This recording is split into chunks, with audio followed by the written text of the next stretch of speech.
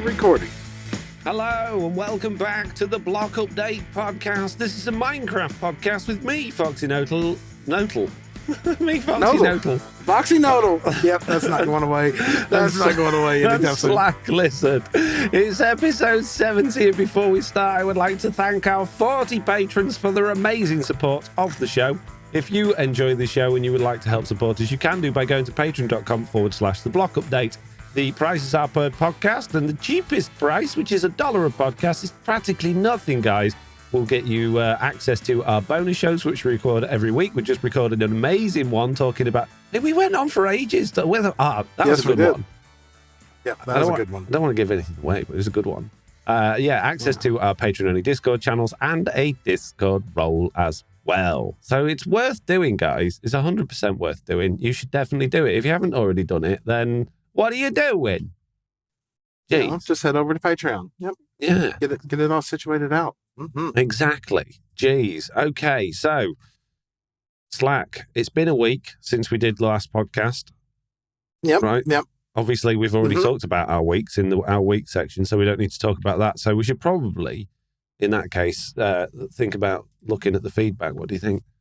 A good idea. Yeah, feedback seems like where we start each week off when we're doing this part of the podcast. Yeah, it does, good. Doesn't it? Okay. Yeah. So, Bet Jamo says, "Hi, Foxy and Slack. I recently found your podcast looking for something to listen to while at work. Instead of watching YouTube, which easily gets me distracted, after listening to the beginning, I quickly realized, hey, I know these guys from Truly Bedrock, which I discovered through Silent's YouTube channel. After listening to the recent episode where you guys mentioned IBX Toycat, I had to laugh because I found Silent through Toycat, so indirectly he led me to you two. Love the content from all of the creators mentioned. Thanks for entertaining and also keeping me focused during work hours." Well, you're very welcome, Bet. That's amazing. Thank you for listening. Very much welcome. Next up, we got the Not So Blue Sheep. It says, Foxy, the movie Robots was not garbage. I also use the see a need, feel a need motto. It's right up there with Flushed Away for great obscure children movies. Okay. Flushed Away. Flushed Away, yeah. Do you know what? Flushed Away is one of my favourite movies from that time. Robots was garbage. It was good. I must have seen it 20 or 30 times, but it was a trash movie. It didn't perform. It didn't do very well. It wasn't a blockbuster. It wasn't a bad film. It wasn't a great film. I enjoyed it. I really liked it. I think it was when Jack was little and he really liked it. So we watched it a bunch together. What I mean by it's not a good film is it didn't hit, it didn't land. It wasn't like Shrek, or Toy Story at the time. It was a good movie, but it didn't quite make it. You say Snack and, or not Snack. Oh, Jesus Christ, words. Snack. Snack and Foxy Noddle. Yeah. No, he said Shrek and Toy Story. Even those are animated. Those, I would argue, those are more adult animated movies than a kid animated movie. Oh, but then again, maybe I'm wrong. This was well, I say it was. This had it tried to do the adult humor bits. It had Robin Williams in it, who did really well actually in that film. But it was a lot more aimed at kids, and I think that's probably why it didn't fly as highly as some of the other ones. Let's say it that way, and that's why you've never heard of it, and you've heard of Shrek and Toy Story. You see. There you go. Yep. Okay.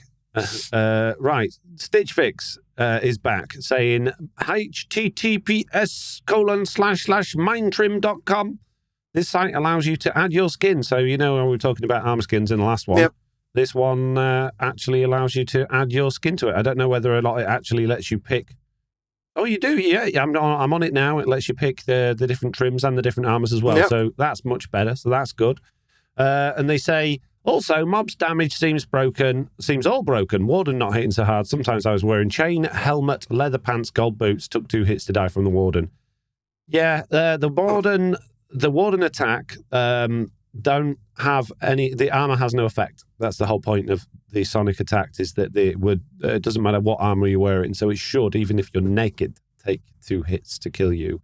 So I don't think MacSjon like having 1 hit kill enemies. I like this site. I'm not getting sidetracked down a rabbit hole. Everything's fine. Good. That's I'm fine. assuming you're ready for our next piece of feedback. Oh yeah, which is Whitebush here. It says, This loyal cheapskate quite liked the movie Robots. Story was okay, but Robin Williams' humor made the movie. Give it another try.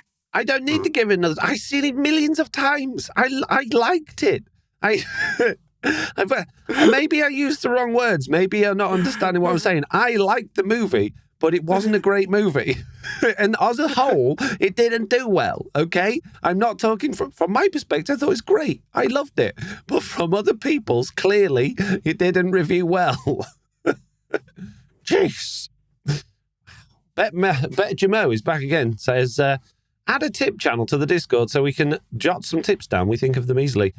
No, I want the tips in the feedback form on the website purely because if we're giving you tips every week, we don't want people reading them in the Discord and finding out what the tips are. They should be new and excited and fresh and secret. So that would be a nice idea, but it kind of avoids the point of doing it. Yeah, sorry. Rubbish idea. Yeah. Sorry, Bet. Not happening. Purple Hoser's up next and says, hey, Foxy and Slack, Purple here. Get ready for a controversial feedback. Some of us were talking in the community about the name for, well, the community, and Blockheads seems to be the best. I know there are some negative connotations to it, but at the same time, it's kind of humorous, and I think it is best for us, and a lot of people agree with it. Sorry for the repeat, just wanted to express my thoughts. Purple. I looked into this because I thought blockheads would have been one of those terms that you're not allowed to say anymore. You're not allowed to call people blockheads because it's deemed either offensive or naughty or something like that. And I Googled it, and I Googled lots of different things, and Google didn't seem to care too much. It kept just giving me definitions from like olden days and the Urban Dictionary that basically says it's been around for years and it was just people calling other people stupid. So I don't think it's that much of a bad thing, but we have had we've had a couple of people comment this, and we've had other people in the Discord say, no, they don't like it. They don't think it's appropriate. So I'm not sure whether or not I want to adopt that one. But like I've said before, with nicknames for viewers and listeners, that's the sort of thing that you guys come up with and adopt, and it becomes like... it sticks. It's not the sort... I don't think it's the sort of thing like a streamer should just start calling people this, that, or the other. And then, they make the decision. I think it's a community thing. So, what do you think, Slack? It will develop in time as it needs to develop. I'm not too keen on blockheads. It just doesn't flow right. It just doesn't feel like it flows is the only thing with me. It just feels a bit mean. It feels a bit unnecessarily mean. Like, I know a lot of people will get it and they'll get our humour, but I think a lot of other people, particularly new people that might not know us as well, will just be thinking, why are you being so mean to us all? Yeah, it's like when I call you princess. People just don't understand the relevance behind it. No, they don't.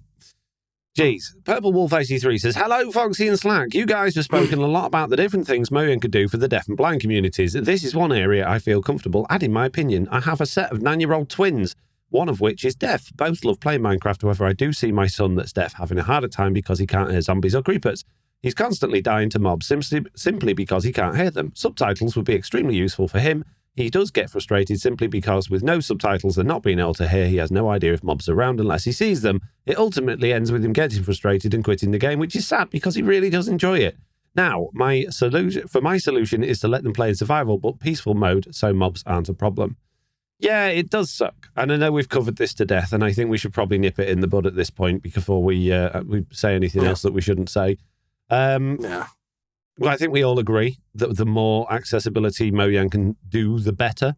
But the other thing is, this reminds me of my amazing idea, which I really want Mojang to adopt for peaceful mode, where peaceful mode doesn't get rid of the mobs. It just makes them peaceful. Because one of the biggest problems with peaceful mode is, I can't get any slime without a panda, and I can't get all the blaze rods, and I can't do this. So it's blocking the game's progression. If all the mobs were just there and they spawned as normal, but they were just peaceful fixed. Yeah, that would be an easy fix. Indeed. Yeah, there you go. Next up, we got Purple Hoser. Says, hey, Slack. Sorry, Foxy. I was listening to this week's pod and heard about the Slack sighting. Can you pretty please do your best British accent? LOL, Purple. No. Yeah, go on. No. Wow. Yeah, no, mate. No. Oh, wow. Rude. Okay. Yep, I am MacSjon rooting. says, to add a bit as well, I've got significant hearing loss in one ear and stereo sound is particularly difficult for me. We were doing raids last night and I struggled to locate the raising parties simply using sound. I end up spinning endlessly like a radar trying to narrow down which direction mobs are in. I would greatly appreciate being able to see which direction from the raid horn comes from. Yeah. Do you know what? It's funny that, actually. I have that issue. Even with my hearing's fine, and I have stereo earphones, and I wear earphones. I don't use speakers, and I still struggle to hear which direction mobs are coming from. I really struggle with it. Like if a raid horn comes off or goes off, I have no idea where it's coming from. So even for me, I would appreciate subtitles. How many walls have you dug through, Slack, looking for that zombie that you can hear and just ended up resorting to an entity X-ray pack? Yeah, just it always goes to the X-ray pack. Yeah. Like yesterday, I had a raid in my base, and I didn't even bother with sound. I immediately just put on the entity X-ray pack. Because I had no clue where they were. Which is such a shame, because it could just be in-game the way it should be. Yep. Jeez. Cool Guy is up next and says, "Hi guys, I just wanted to tell you that out of all the podcasts I listen to, you are my favorite. Keep it up. The Cool Guy died from too much of a good thing." Well, thank you very much. Thank you very much. Gabbity's back, saying in the feedback for last week's episode, you guys had me cracking up about my convert crops into dirt suggestion. After hearing your thoughts, I realised, there's really no reason to have something like this. And also, if I'm getting overburdened with crops, I could just not harvest them. As for sharing of your avatars add-on, Foxy, that's exactly what I was hoping for out there. And you can count on a coffee from me once I'm ready to start placing townsfolk in Griffinsboro. Thanks, tons and tons. Well, thank you very much, Gabbity. That was the last piece of feedback. So thank you all. If you would like to leave us feedback, and feedback about this show, rather than I had a couple of pieces of feedback this week that were I saw this YouTuber's video and he was struggling with these things. Nah. Okay. The feedback. Yeah, right. So what it is, it's like you listen to the show and you've got a response to what we said in that show. Okay. Yep. And you go, right, I'm going to write that in the feedback. Yeah. That's how it works. Yep. If you want to do that, which a lot of people do and we appreciate it, then you can do by emailing us at news@theblockupdate.com, fill it in the feedback form on the website, or join in the Discord, which is the best thing to do because it's so much easier for me to then post it into the document than having to go through the other two things. So, yes. Okay, Slack, it's time for the news, and we don't have much news, but this news that we've got has ruffled my feathers a tad. We have a new preview, Minecraft Beta and Preview 1.20.20.20. It's the 2020. And that means 1.20.10 is done. Should be coming soon, I imagine in the next couple of weeks with a bit of luck, and I hope so because I need the things in that for me for new fighting thing. And this piece of thingy, let me put it on the screen for you guys, is it's got some changes in it. It's got some changes. Oh, Jack Slack, you've disappeared. Oh, I turned you off. Hang on. No. Put you back. Bye. No, you're so small. No, everything's fine. Make it bigger again. There you go. Right, okay. So the first thing, obviously, is recipe unlocking changes. There have been a bunch. They have changed the really, really not remotely annoying Bedrock pop-up sound you get when that toast notification comes from the top Slack. Yep. Well, they've got rid of it for the recipe unlocking notifications, and they've replaced it with the one from Java Edition instead, because apparently that's a good idea. The durification of the notification has also changed. Basically, it says it's now calculated based on how many recipes you unlocked. So I'm assuming that means if you unlocked 5 recipes at once, it will stay on the screen for the rest of the day. Yay! You know so how nice. When you've got a pickaxe with more than 3 enchantments on it, it stays on your screen for a week when you select it. Yeah. I'm pretty sure this is how that one's going to work. Can't wait. Yeah. I'm so excited. Can we just turn it off? It does say there's also a command line autocomplete which has been added for recipe unlocking. So it does sound like you can unlock recipes with the command line. I don't know whether that means you can unlock them all. I really hope it does because I don't want this. But I get the feeling it's going to be one at a time. We'll see. Oh, joy. Have to write a pack to complete that then, right? Yeah, do every single recipe. Oh, man. Do you remember how many recipes there are, Slack? Thousands? Too many. Yeah, way too many. Yeah. Okay. Uh-huh. They've added a new sound, Slack. I don't know if it's a new sound or if it's just they didn't have it before or it didn't work before, but the missing thorns damage sound has been added and is played when appropriate. So I didn't know thorns damage should make a noise, but it does. I didn't know it makes a noise, but I don't use thorns because thorns breaks your armor. So what's the point? I use it because it keeps me safe. But you die all the time. I mean, what? Skeletons and drowns now play sounds when firing arrows and tridents, respectively. So I guess, when you're firing your bow and it goes, does that like bow drawing noise? I'm assuming it's going to do that for those guys as well. It doesn't really What's the trident sound going to be? I don't know. Yeah, I guess so. I guess it should make the trident throw noise when they actually throw it. I don't know. We have to check. Nether portals will now actually do the glass breaking sound when the obsidian frame's broken rather than just smashing the thingy. So that's good. Okay. And a bunch more things have had their sounds fixed and done correctly, which is nice. Okay. In terms of parity, falling blocks will now break when falling onto a boat, which I can't really see whether there's a great deal in need for the parity change. Right. Uh-huh. I guess people didn't like having the boats stuck inside the blocks. The Wandering Trader will now sell cherry saplings, which is a good idea. And the camera interpolation rate when crawling will now match Java Edition, and I have no idea what that means. So that's good. No. Let's click that bug so if I can get some more. Enable the short sneak and crawling experiment. Initiate crawling with trapdoor or a piston. Use a riptide trident to enter 1 block height. The transition is too slow, making you noticeably clip through the block. The transition should be faster, allowing you to either not notice or avoid clipping entirely. All right, okay. I see. Right. Okay, in terms of commands, entities will no longer disappear when they're teleported to save chunks near the edge of a player's render distance. So that's good news? Wait a minute. Entities will no longer disappear when they are teleported to save chunks near the edge of... So are they just disappearing as in poofing out of existence or just out of render distance? Well, right, okay, so save chunks, let's break this down. Save chunks are ones that you've been to that are in the database. They're not new chunks, okay? So you teleport an entity to a saved chunk, right?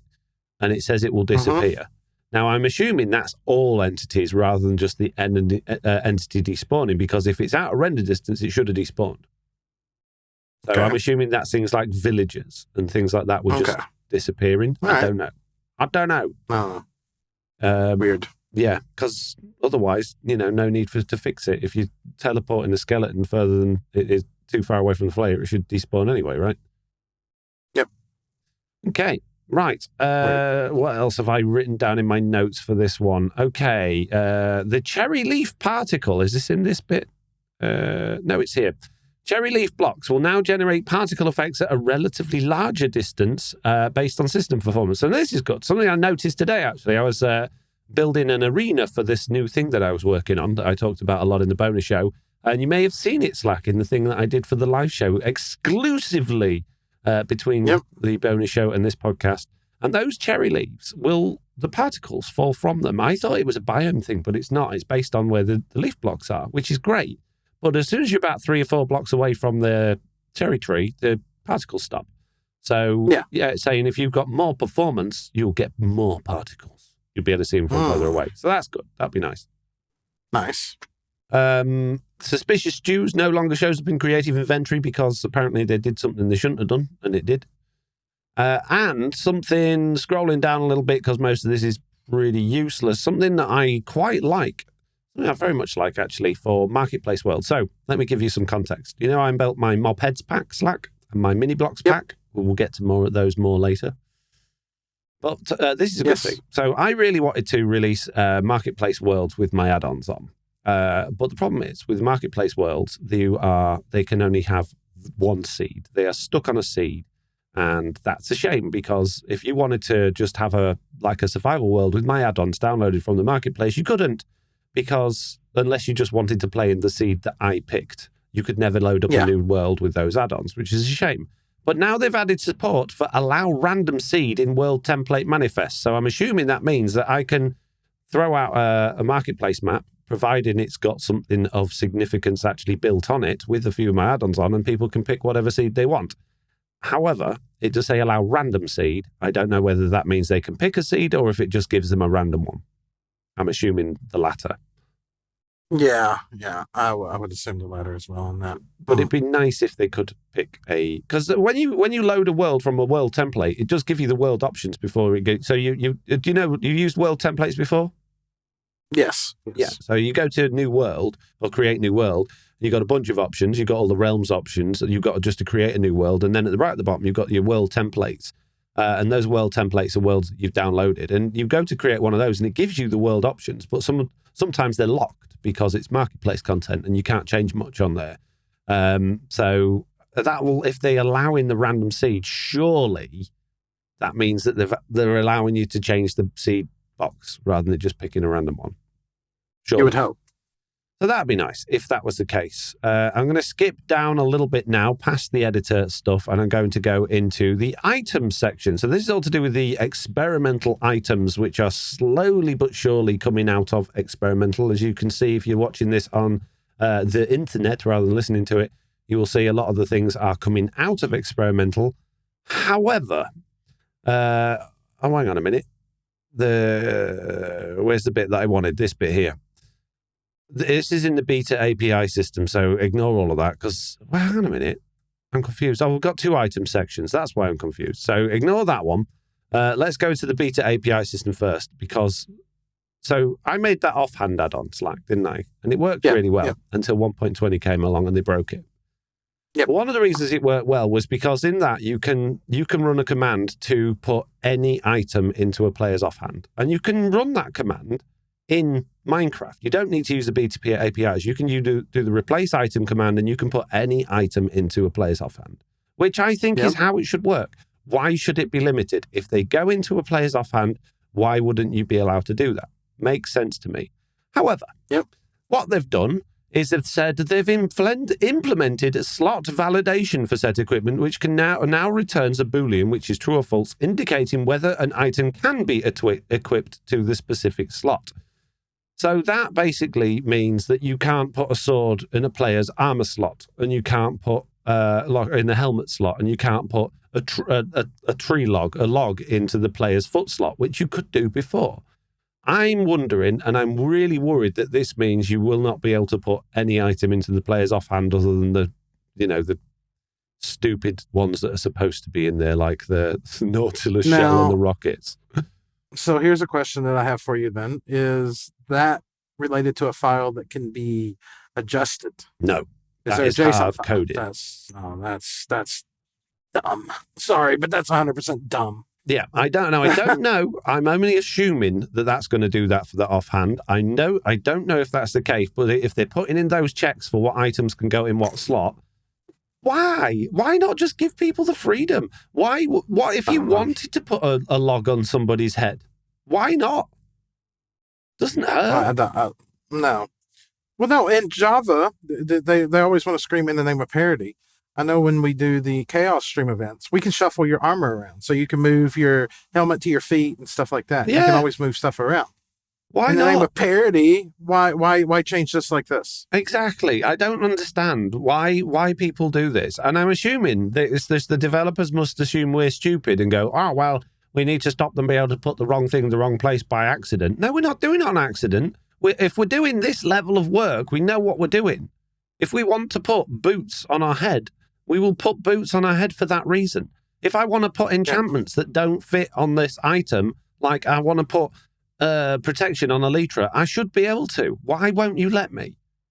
Why? Yeah, it's so stupid.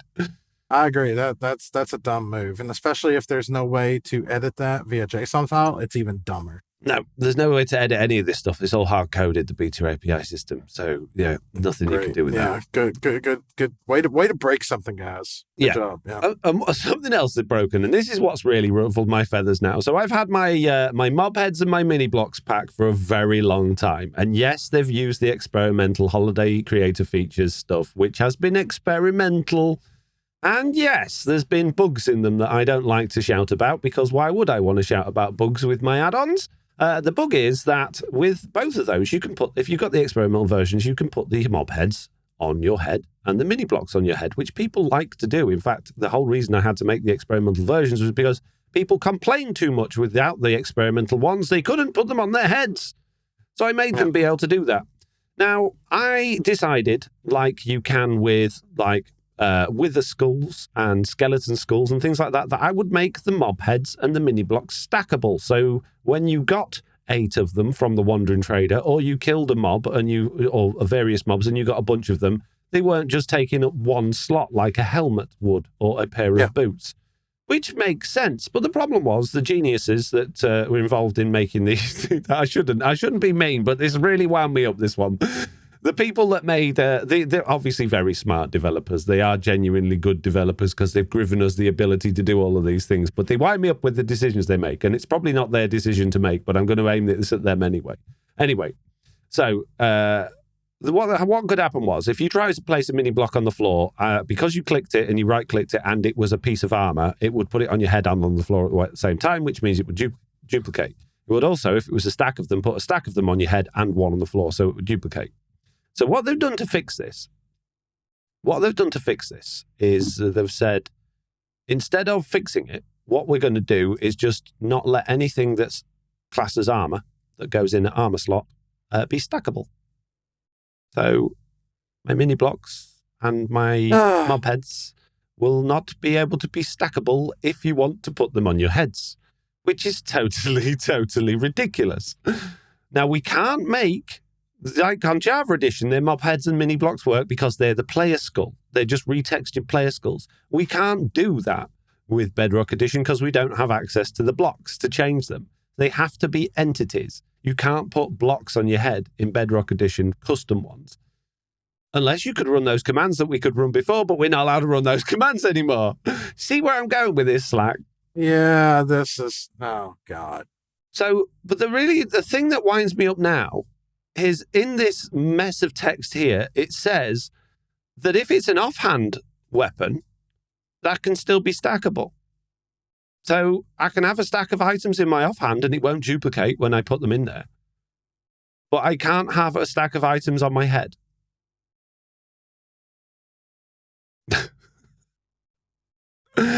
What a lazy fix, guys. Don't do that. Got no words.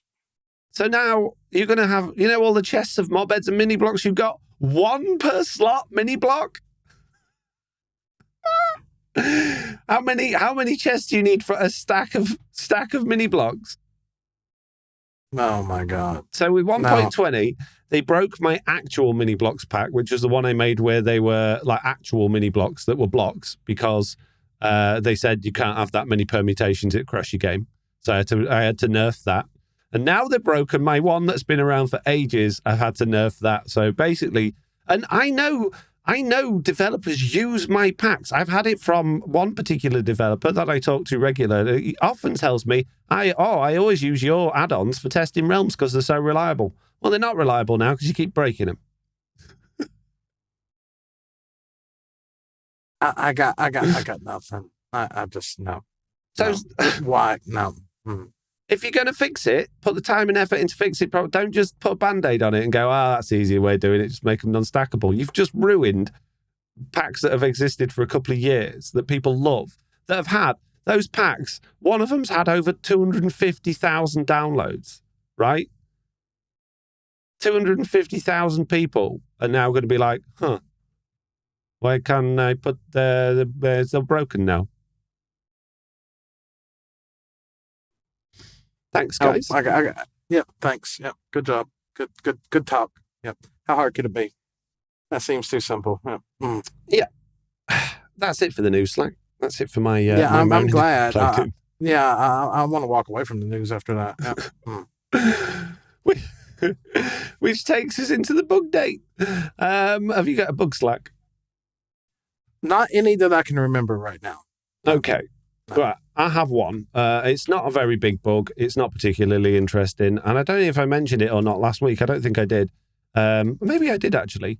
Yeah, the camera jittering when yeah. Is that the one? I did that last week, did I? Okay, Yep. I just haven't deleted that. Right, fair enough. Okay, forget that then. I don't have a bug. In that case, let's go to the community bugs. Do you want to start us off there?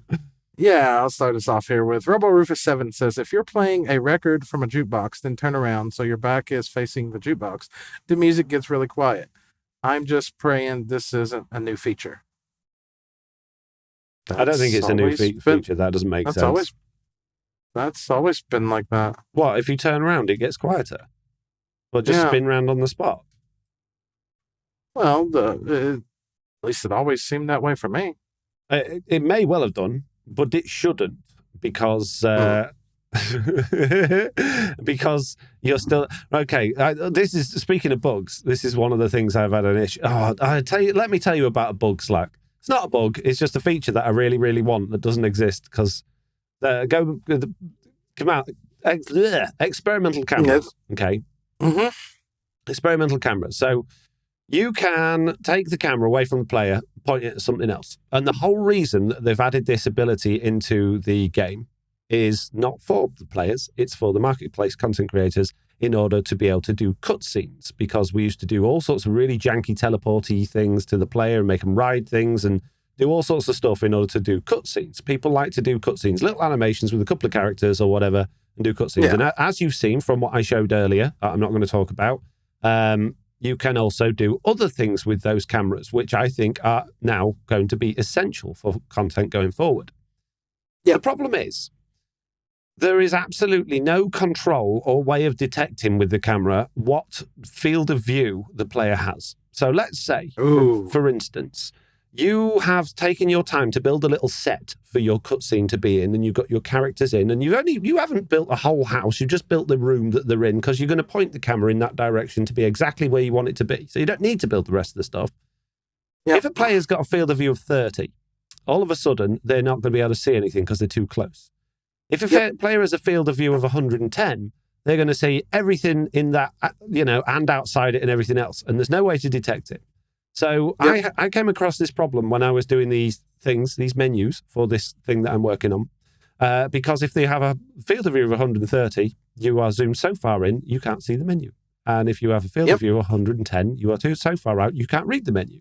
So what I did, I actually spent ages building a little menu in there so you could actually have a slider that matched your field of view to whatever you got in your game setting. Now, it can't read it, so you would have to rely on you manually going in and changing that. But that'll only do it per player. Then you've got to remember that per player, and that means every single player, even the spectators in the game, have to have a separate field. It's just a nightmare. So in the end, I just got rid of it, and I've just put a disclaimer on there. You need to have a field of view of around 60 or 70 to get the best out of this experience. Makes sense. But if they're doing this for marketplace creators, they need to be able to have control over that field of view so that when they're doing a cutscene, you're actually seeing the thing that you want people to see with the new camera command. So that's really important. Now, one of the things that they fixed in the 1.20.10 previews was the fact that, and this is I found quite funny, and I came across this problem as well. One of the reasons my little game hasn't got any sounds is because the player isn't where the camera is. And if you play a sound at the player, the camera can't hear it. Now, you can tell the game where to play a sound, right? It has to be at a player, but you can also give a location. When you do the play sound command, it can be you play sound, whatever that sound is, what player it is, and then you can give it a location. So I was like, okay, I want to play this sound from this player, but I want it at this location where the camera was. And do you know what it said? Cannot, invalid context or players too far away and can't hear the sound. But that's where my camera is. So they've fixed that in the 1.20.21. They've actually given you the ability to have have the sound played from the camera instead of the player. So, oh man. Yeah, that makes more sense. Yeah. Yeah, because so obviously when my players were in the menus and they wanted to make noises when they click the different menu options and everything like that, player too far away can't hear sound, but I'm looking at it. Anyway. Broken. So, that's a couple of issues that I would like fixed. Obviously, one of them already has been, but the other one really, the field of view thing really needs fixing. But anyway, where are we at? So, yeah, the jukebox. The jukebox thing, as it currently stands, it should be that the sound being played from the jukebox shouldn't matter what direction you're facing. It should only be based on the distance to the player. But one of the things they changed in one of these recent changelogs was that what used to happen in the game, when you press F5 and you look at your player, right, the sound would still play. If it was stereo and you had a sound from each side, they would be the wrong way round because your camera is inverted. So now they've fixed that. So when the camera's inverted, the sound's inverted as well. So you're still hearing the right thing at the right side from whichever way it's facing. So they have been fiddling with all that stuff. So maybe this is a reason for that, but it really shouldn't make any difference from that unless you're talking about turning round by pressing your F5 key and turning the camera round. Because if that's the case, the camera is now further away from the jukebox than it was before, so it will be quieter. Because the sound comes from where the camera is, not where the player is. Broken. Yeah. Lots to do on that one. Anyway. Xenon177 says, not a bug with Minecraft itself, but Chunker, Microsoft's world pruning software. This had happened when it first came out, and I expected it to be fixed by now, so I pruned my world to have 1.20 features closer to home. It worked fine. I played for a bit, but after relogging, I went to my iron farm, and all the villagers except the one that marks the villages disappeared. Yeah, Chunker it's made by one of the Minecraft partners, but they're Hypixel, isn't it? I think. Yeah, I don't think it is Hypixel. One of those, but they're partnered with Mojang on this one, so it's like a joint effort, if you like. The sad thing is, they haven't gone to the effort of actually updating so in 1.16, I want to say, or 1.17, they changed how entities are stored in the database. And this is the reason why I won't use Amulet. And the reason I don't use Chunker for pruning worlds is because they haven't updated to reflect this change. Whereas my prune tool, it doesn't. So it used to be that entities were just stored within the chunk data, but they're not anymore. They're completely separate. They've got basically an index of how many entities there are in each chunk. And then there's a whole new index for all of the different entities. And they need to match up. And if they don't match up, the entities go missing. And that's how we ended up. Do you remember we had that bug with all the lost entities? And I ran that, like my prune tool will tell you, there are, like TB had 2 million lost entities because the entities themselves existed in the database, but they had no index. They didn't know what chunk they were supposed to be in. So they were just taking up space because every time an entity died, it didn't get deleted, but it got removed from the index. So, Chunker hasn't fixed that, and Amulet hasn't fixed that, which means that when you prune chunks from those, the entities will still be there, but they're like the index can disappear. So like you can prune a chunk that's got a minecart in it from a mine shaft, and the biomes might have updated because it's changed the world, but that minecart will still be sat there. And other times they just all disappear because it doesn't know what to do with it. So that's why. Yeah. Very annoying. Very annoying. So use my prune tool, work better. Tough Relic is up next and says, I was playing on an SMP with my brother and it was all desert, and on my SMP it's all snow biome for 19k blocks. I think it's a glitch, by the way. There is no mod, it's just vanilla. Interesting that, because the cool guy, I thought this was something else. It's a couple of things down. It says, sup guys, here my first bug report. When I make a world now, it's all one biome. Unless you apply thousands, and I mean thousands of blocks out, it just makes it harder to get resources. Love the fantastic podcast. Keep up the great work. The cool guy died from confusion. Is this 1.20.1? Have they made a big? I don't know. I don't know, but the snow deserts, no, that's been a thing in the game forever. Now, size of the world and biomes, I don't know. I don't think I've made a world recently. They've just said that it was all desert on my SMP and it's now all snow biomes for 19,000 blocks. And the cool guy's saying the same thing. I think that sounds like a bug. That sounds like somebody's made a boo-boo. And when you launch the game and make a new world, then you've just got very, very, very big biomes. There's a decimal place out of place somewhere here. So now while we're sitting here, I'm going to have to load up the game and make a new world just to see. I'm going to assume this is 1.21 because nobody, not 1.21, 1.20.1 because nobody flagged this up for 1.20.10. Not 10. You know what I mean? 0. I'm going to assume. Yeah, I don't know. While you look at that, then, interesting. I'll go through the last two very, very small and not very particularly useful. Thank you very much, Jen. Fire bug reports. Swimming Ants says fire charges are acting as flint and steel. Now, I'm assuming you mean you can click on something and set it on fire rather than it, because when you use a fire charge, it should throw it, shouldn't it? No, they just not work always. as flint and steels, don't they? Yeah, you just click on something. Yeah, they just work as yeah. Okay, so that's working as expected then, Swimming Ants, unless there's more to it. That's what you're giving us. And Jen Fire says, stupid large items wave in front of your face when holding something like string and using the action button. I don't care if it's not a bug, it's an annoying change. What do you mean, Jen? I don't get it. Oh, I think that's something with texture packs, some older ones.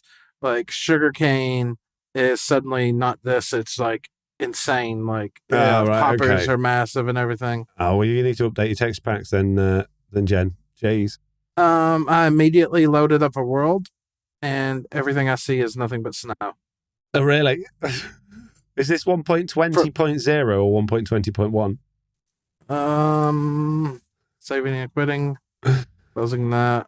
No, that's 0.0. Okay, so let me get the other version then. Oh, geez. Okay, well, while you get that version, I'm going to go through our tip of the week, Slack. Oh, before I do that, though, if you guys have got any bugs and you want to let us know about them, because we like to know, then please email us news@theblockupdate.com, fill out the feedback form on the website, or join our Discord and let us know. And if you can get a bug number, please do. All of the bugs we've had today have no bug numbers, which means I can't put them on the website and I can't put them in the podcast description, which means people can't click on them and unvote them and fix them. So just spend a few minutes looking for that bug report number, and if there isn't one, just make one so that we can share them and get them fixed. No point in us talking about them if we can't flag them and get them fixed, okay? Jeez. Yep. The reason the bug report exists is not just to tell you all about them and highlight them to you, it is so that we can help fix them as well. Jeez. Lucy in the live chat while we're talking is saying, my world was made in 1.20.0. I just thought it was my bad luck. Okay. So that's interesting. And maybe not many people were making new worlds in 1.20, which I find surprising considering we had all those new changes and new things. I guess a lot of people just figured they'd go out further and explore. Maybe, yeah. Okay, the tip of the week this week comes from James K. And they say, Minecraft tip suggestion. I wish I'd known sooner that crouching kept you from falling off things. Seriously, that would be my number one tip for anyone new to Minecraft. It's not something you would intuitively figure out, and it seems like that beginner guide videos don't cover this. That is a funny one, that, James, because you're right. It's not the sort of thing... When I read this, I thought, I wouldn't have even thought about that as a tip. But it is. It doesn't say anywhere that crouching will stop you falling off things. But if you think about it, you're standing at the top of a skyscraper and you go towards the edge. What's the first thing you do? You bob down because you feel like you're safer, right? I do. And cling on to something. So I think it's mildly intuitive, but you're absolutely right. It's not documented. I think that's a good tip. So thank you very much, James, for that one. Slack, have you got a life tip of the week like you had last time? Life tip of the week. When keeping dog food around, don't put it in accessible areas for dogs. No. Thinking that you've set it up on the shelf is safe until you got a psychotic little white dog who will climb on everything to get to it. Yeah, there you go. You thought that was just a common sense problem, but that is a top tip from the lizard there. Yeah, thank you very much, Slack. I appreciate that. All right, so I loaded up another world in 1.20.1.2, and biome generation is perfectly normal. Okay, so maybe it's 1.20.0 that was broken then, and maybe that's why the hotfix was there, and they just didn't want to admit it in the changelogs. Do you remember last week we were talking about that hotfix and we didn't know why it was there? Maybe they made such a massive boo-boo they didn't dare tell anyone about it. Because they know. I'm curious. I'm going to go back. Yeah, I'm going to go back to the other version now and just see if I make another new world. Yeah, so they made 1.20, encouraged everyone to make new worlds because of all the new exploring to do, and they totally messed it up. Oh, jeez. I hope this is true. Please tell me when you load that one up again that is the case. Oh, jeez. Okay. Well, while you're doing that, I'm going to talk about my week in Minecraft Slack. My week in Minecraft this week has been, I haven't done anything. I didn't stream. I didn't make videos. I have just been sat. I've been sat coding this thing I'm working on practically 24/7, it feels like, because even when I'm laid in bed, all I can think about is that. As I'm falling asleep, I'm thinking about that, and I'm waking up, I'm thinking about that. And it got to the point this week where I was actually so drained doing it, the excitement level for it waned a bit, and I just had to stop. And I took a few hours off. I watched a couple of films, and now, as of today, I'm actually taking it a bit easier. I don't know. I was in this mad rush to get it done because while I'm doing this, and I'm focused on it, I'm not making any content. And I know that's my problem. That's my choice. I could just do this every other day and make Minecraft videos. But while it's just in my head so strongly, I can't focus on anything else. And that might sound weird, but it's like I have to get it out. I have to get rid of it by doing it. Yeah. That's just how I am. It's when I have these creative ideas, if I sit on them, they don't happen. And when I have one I'm really passionate about, it just comes in floods and floods and floods, and I have to get rid of it. It has to go somewhere. And you couldn't write something like this down. Although I've got a notepad that is 2 pages long of my to-do list of things I need to do on it so I don't forget. But the ideas for how it works, it's just in there, and I got to get rid of them. So it's really hard for me to then go, do you know what? I'm going to do a live stream now when I know this. Like, I do my live streams in the morning. I get up, get washed, get dressed, take the dog for a walk, and then I do a live stream on a Monday and a Thursday. But that's when I've woken up and I've been thinking all night about how I'm going to do the next thing in this thing. Not on purpose. I'm not laid there thinking about it on purpose. I just can't not. So I got to get it out of my head. I got to do it. And then by the time it gets to the evening, it's like some nights I'm getting like, it's 10 o'clock. I'm still sat here doing this. I need to stop. And I'd like to be able to stop and, watch a film or do a live stream or do something. So yeah, what day is it today? Wednesday. So I think it was Monday night. No, it wasn't Monday night. It must have been last night. Yeah, it was. Last night, got to about 6 p.m. and I'd had enough. I'd had enough. You were done. I got enough of it done that I was confident I didn't need to panic about the stuff in my head disappearing. And I just went, right, that's it. 6 p.m, I'm going to go and watch a couple of films and then go to bed and relax. And then I went to bed. Did you watch anything good? I can't remember. I can't, honestly. And it sounds so stupid because it was last night. It's 12 hours ago, but I can't remember because my head's just been such a shed with all this stuff. What did I watch? I honestly can't remember. How bad is that? Okay, so I've loaded up like 5 different worlds so far. Okay. And 3 of them have been what I would call just normal. Right. One of them was jungle for as far as I could see, 96 chunks out. Jeez. And the other one was nothing but plains for like 96 chunks out. But the other 3 were just completely normal. Okay, so it must be seed based then. It must be. They must have fiddled with something. I bet it's a because they added in a new biome, didn't they? They added in the cherry grove biome. So I bet there's a decimal point out of place there that means on certain seeds they just makes your whole world balloon up. Oops. Oopsie. Now I'm interested to know on 1.20.1 that world that you made, if the same seed on 1.20 with an infinite biome would be the same loading that up new on 1.21 with the same seed if it's seed related. I'll have to look into that some more. Okay. I'm loading one last world out of a blind test here. Just seeing. I really want to know what that film I watched was last night. I have no idea. I can't remember. I paid for it. John Wick 4. John Wick 4. Oh, so you finally sat down and watched it. Yeah, I didn't realize it was on Prime. You had to pay for it, but I watched it. Yeah.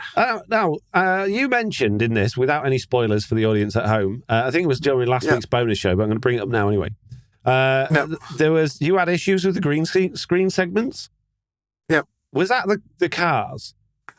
Yep. Because I didn't see any of the green screen. I was watching, because it's like 3 hour long film, and I was watching, and I'm like, See, I knew this would happen because you mentioned it. I said this to you, didn't I? This would happen. I was sat there watching, looking for green screen stuff rather than watching the film.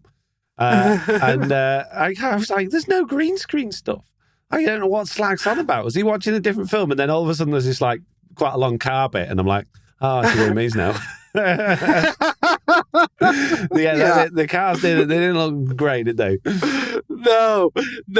And especially without going into the spoilers, when they got out of the cars and they were having the gunfights and all the other fights there around that famous landmark, it was just like, yeah, come on, I can do better than that. I didn't think it was that bad. I've seen worse. And I think there's so much other stuff going on. This with is John Wick 4. The first 3 were really good with that. And then it just felt like 4, they really just, I don't know. It just felt like it was a big letdown. Yeah, I don't want to ruin it for anybody, but John Wick 4 did absolutely feel totally unreasonable. Whereas 1, 2, and 3, you could be like, okay, yeah, I can get on board with that. Okay, bulletproof suits. Okay, maybe they'll stop a couple of hits, but you'll get a big bruise. Yep. John Wick 4. They threw it all out the window, didn't they? I mean, falling out that window onto the car from the 3rd floor and just brushing it off, right? Yeah. And then he must have been shot point blank 150 200 times. 200 times. And then he just shakes his jacket and all the bits of like metal from the bullets fall out. And it's like, okay, all right, we're going down this route. But it's just a shame because it's been semi-believable up until this point. I know it's not been believable. The stairs. Yeah. Oh, man. Yeah. You're not getting up. No. That was probably one of the most tense moments I've ever had. But then there was that bit in the middle where obviously he loses some progress. Let's just say that. Yeah. And I'm like, really? All the way, really? And you could tell the stunt guy's just like forcing it. And you're like, oh, come on. You didn't need to do that. It was already tense. Just one flight would have been fine.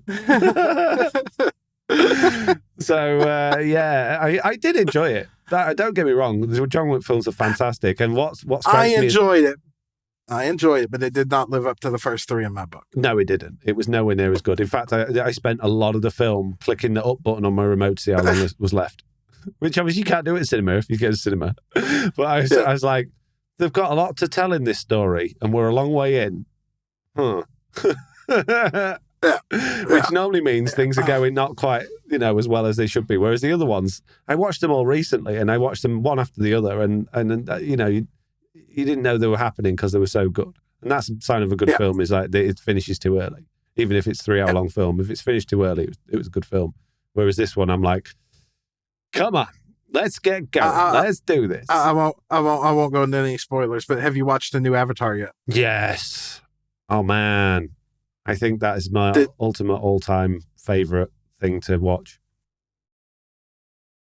Wow, we got totally different opinions on that. I don't think it was a good movie. I don't think it was a good story, but I think it was probably one of the most mesmerizing, beautiful things I've ever seen at the cinema. Okay, all right, then we agree on the movie. Story and everything else, but mesmerizing with everything else. Yeah, okay, good. I could sit and watch that again at the cinema. I don't want to watch it at home. No interest in watching it at home, but I want to go back to cinema and watch that in 3D again because I just was blown away, absolutely blown away by it. I couldn't believe it. And I know, a lot of people, the avatars are so, it was just so good. It was like nothing else I've ever seen. I can't wait for the next one. Yeah, they're definitely going to prolong the story. That's for sure. Yeah. Well, it's funny, because Avatar 1, obviously it was a whole movie in itself. It didn't need a sequel, really.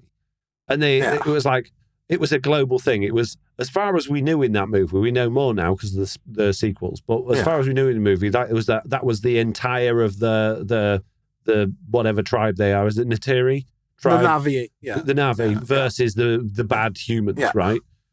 And so it's a big old blockbuster, them versus them, who's going to win? Great, loved it.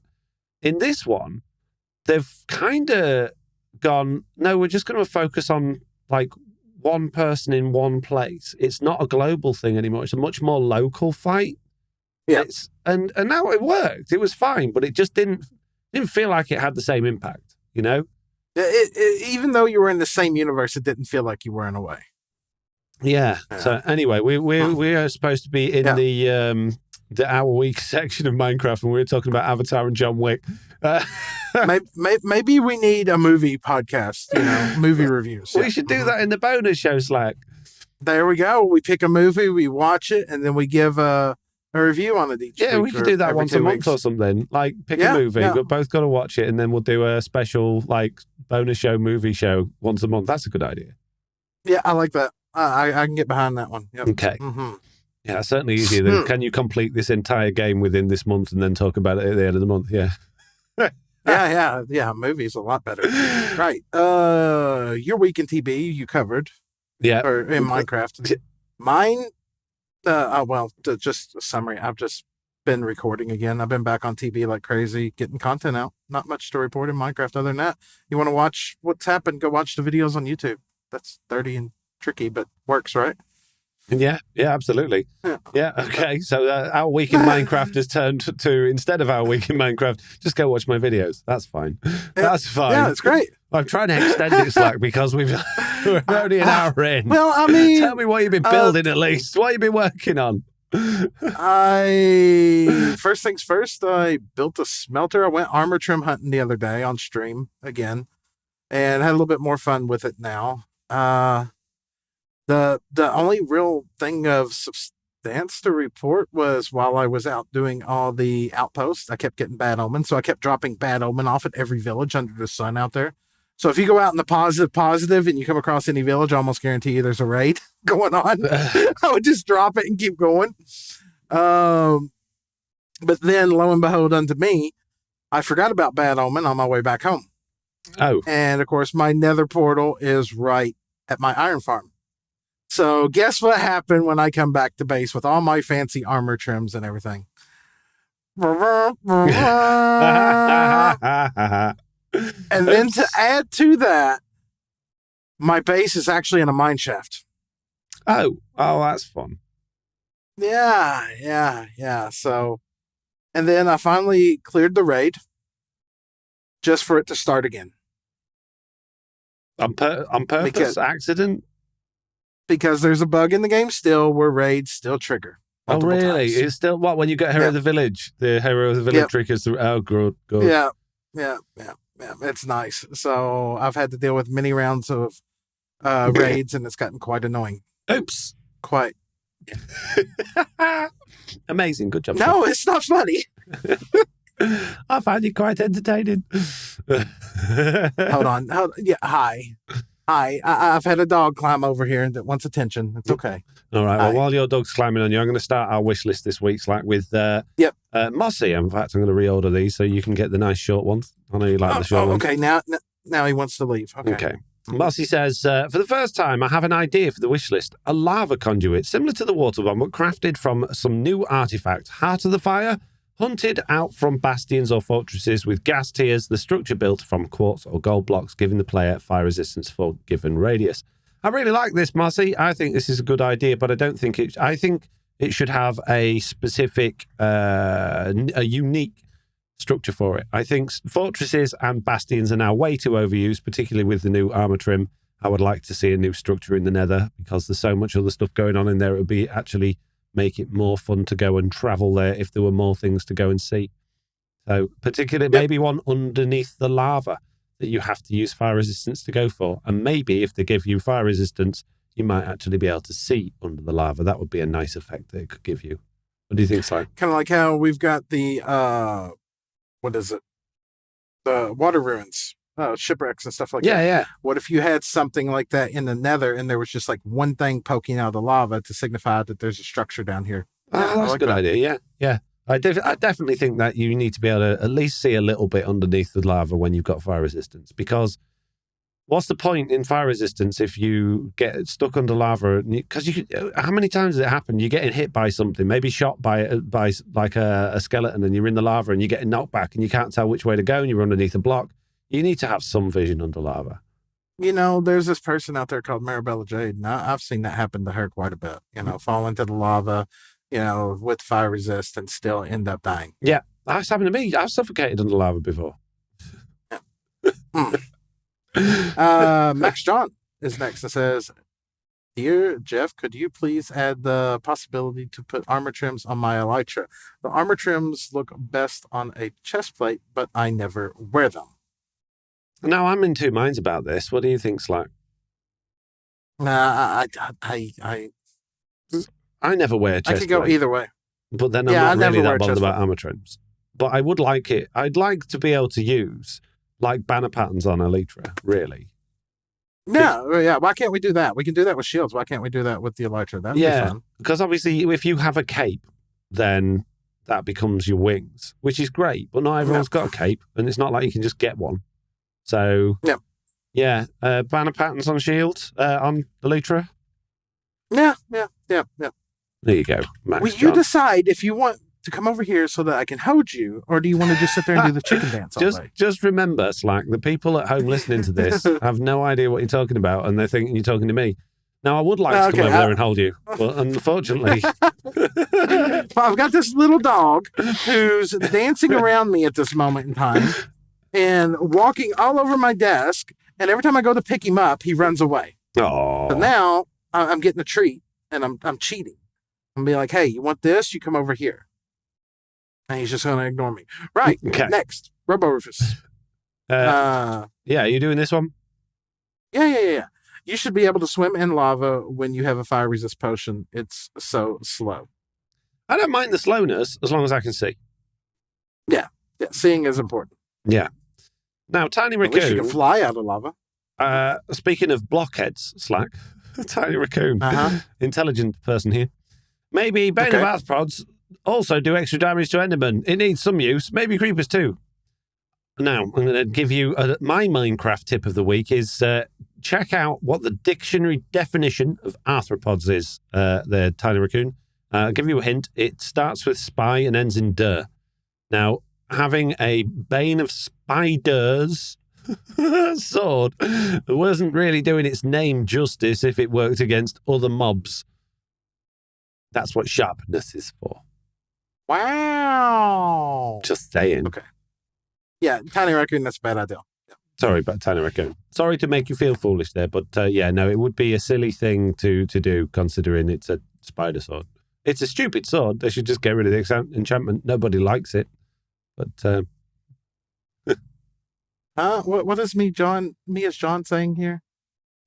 Please add basic math to the chat window that whispers the answer back to you. Something like equals 100 minus 25 produces 75 equals 100 minus 25 in the chat window. Now, interestingly enough, MacSjon, this is totally possible now using the beta API system. As long as your world is on a server, you can connect it to ChatGPT, and you could type something in the chat and have ChatGPT write back to you in the chat. So you could ask it math questions. You could ask it whatever you wanted, and it would write it back in the chat to you. So it is technically possible. But yeah, having that in vanilla for coordinate working out would be quite nice. Yeah, you. I guess that's where y'all were going with it. I'm like, why are you using Minecraft to do your homework? No. I've done. How many times have you been? And maybe you don't do this, but when you build in a world or in your creative world, and the fill in the clone command, like how many blocks away do I need this? If I'm standing here and there, get the calculator out. No. Mm-mm. Very, very annoying. Yeah. I do like the new copy coordinate system. I use that for the block position a lot. Yep. So the player position's useless, but the block position's great. So I'll tell you, I don't know about you, but my fancy calculator button on my keyboard is right next to the button that turns off my PC too. We won't talk about the number of times I hit the wrong button on accident. I had to on my old keyboard. I had to remove the button. There was a button that would put my computer to sleep, and it was right next to the escape key.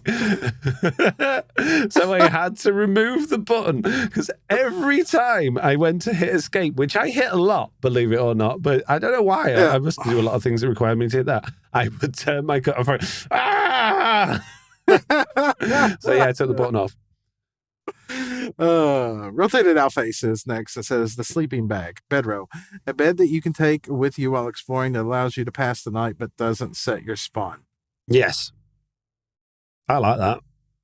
That doesn't set your spawn. Yeah. Now that you say it like that, yeah, because then you can sleep the night without having to then go. I've ruined my spawn point. Yeah, that's good. I like that. Good one, Ruff. Yep. Mm-hmm. Yep. Capped Cracks says, follow-up idea on the spirit of armor trims on shulker boxes. I think it would be nice if we could use a loom to make a little sweater or a scarf for each shulker box to tell them apart. I'd love to see little, like, you know how they do the Christmas boxes on Java Edition at Christmas? All of the chests turn into presents. How good would it be if your shulker boxes had little scarves on and little woolly hats? That'd be ace. It's not going in the good ideas bin. But I would like to see that. Oh, no. Okay. Who's next? Lansky says, I wish there was a limited list of blocks which would make the sniffer's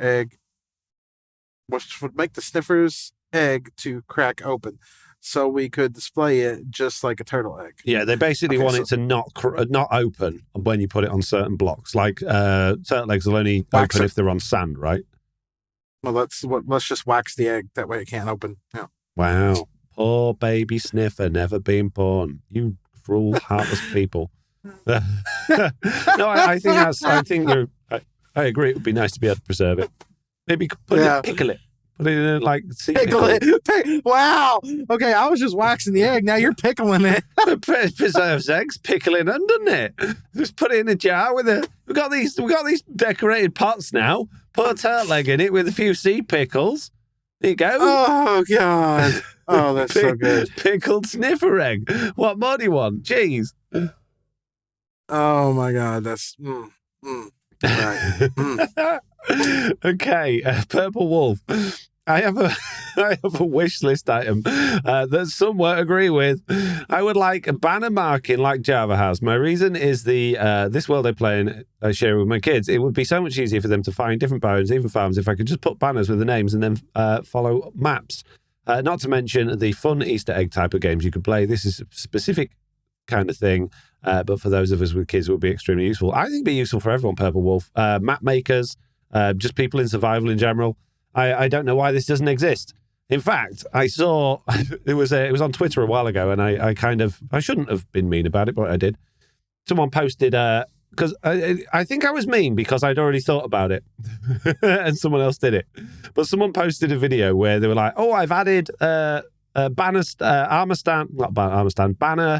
markers to maps, just like Java on Bedrock Edition." And I was like, that would be so easy to do. I was thinking about this only a few weeks before I saw this, about you could run a command that would just place like a big arrow in the sky at world limit, and wherever you place the banner, if it was renamed, it would place the right color up there. And I thought that'd be easy enough to do, but then you'd have big shadows all over the floor.